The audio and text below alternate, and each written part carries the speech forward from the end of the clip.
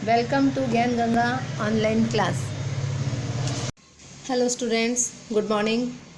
BA का 9th chapter इस video में आपको बताती हूँ, जिसका नाम है वित्तीय बाज़ार। वित्तीय बाज़ार मतलब कि फाइनेंशियल मार्केट। तो सबसे पहले हम इंट्रोडक्शन से स्टार्ट करेंगे। तो देखिए, भारत के वित्तीय ढांचे को मुख्य रूप से कितने भागों में बांटा गया है? दो। एक तो औपचारिक संगठित वित्तीय ढांचा और दूसरा है असंगठित वित्तीय ढांचा। संगठित वित्तीय ढांचे में वित्तीय बाजार एक महत्वपूर्ण घटक है, मतलब कि एक इम्पॉर्टेंट तत्व है। औपचारिक वित्तीय ढांचा मुख्य रूप से 4 घटकों से बना हुआ है। पहला घटक है वित्तीय संस्थाएं, वित्तीय साधन, वित्तीय सेवाएं और वित्तीय बाजार। वित्तीय बाजार में पूंजी बाजार और द्रव्य बाजार का समावेश होता है। पूंजी बाजार ये ऐसा संगठित बाजार है कि जो समाज की बचतों को औद्योगिक साहसों के लिए पूंजी स्वरूप में कोष की पूर्ति करता है। इस प्रकार पूंजी बाजार औद्योगिक साहसों के लिए दूरगामी पूंजी प्राप्ति स्थान है। पूंजी बाजार देश के आर्थिक विकास में सहायक बनता है। वित्तीय बाजार अल्प अवधि के साधनों द्वारा, जैसे कि ट्रेजरी बिल, कॉमर्शियल पेपर के द्वारा पूंजी की आवश्यकता की पूर्ति करता है। तो वित्तीय बाजार मतलब कि जहाँ से व्यापारिक प्रक्रियाएं सारी संपूर्ण होती है, मतलब कि व्यापार को पूरा करने के लिए वित्त की आवश्यकता होती है। और वित्त कहाँ से प्राप्त की जाती है, ये हमने पहले जान लिया है। तो वित्तीय साधन, वित्तीय सेवाएं और वित्तीय संस्थाएं, साथ ही वित्तीय बाजार, ये 4 किसके घटक हैं? औपचारिक वित्तीय ढांचे के ये 4 घटक हैं। आगे देखेंगे वित्तीय बाजार का विचार। वित्तीय बाजार में मुख्यतः पूंजी बाजार तथा द्रव्य बाजार का समावेश होता है। वित्तीय बाजार वित्तीय ढांचे का एक महत्वपूर्ण घटक है, जहाँ बड़े पैमाने के सौदे होते हैं।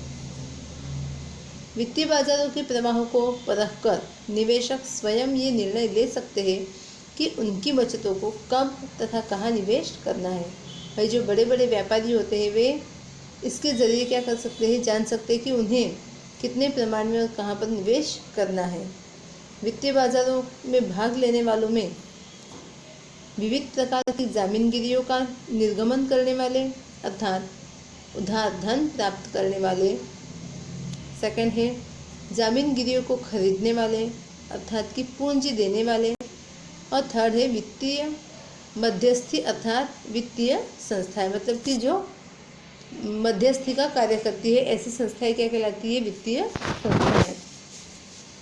वित्तीय बाजार को मुख्य रूप से 2 भागों में विभाजित किया गया है। एक तो पूंजी बाजार और दूसरा है द्रव्य बाजार। पूंजी बाजार दीर्घकालीन जामीनगिरियों का बाजार है। उदाहरण के रूप में हम देखते हैं शेयर, डिबेंचर, बॉन्ड इत्यादि। जबकि द्रव्य बाजार एक लघुकालीन जामीनगिरियों का बाजार है, जैसे कि ट्रेजरी बिल, कॉमर्शियल पेपर वगैरह। पूंजी बाजार को 2 भागों में विभाजित किया जा सकता है। पहला है प्राथमिक बाजार और दूसरा है गौण बाजार। गौण बाजार में शेयर बाजार का समावेश होता है। प्राथमिक पूंजी बाजार निर्गमित की जा सकती है। अब प्राथमिक पूंजी में निवेश की जाने वाली नई जामीनगिरियों का बाजार है, जबकि गौण अर्थात शेयर मार्केट, जिसमें पूर्व निर्गमित की गई ऐसी विद्यमान जामीनगिरियों के सौदे होते हैं। यह आपको दिखाया गया है वित्तीय बाजार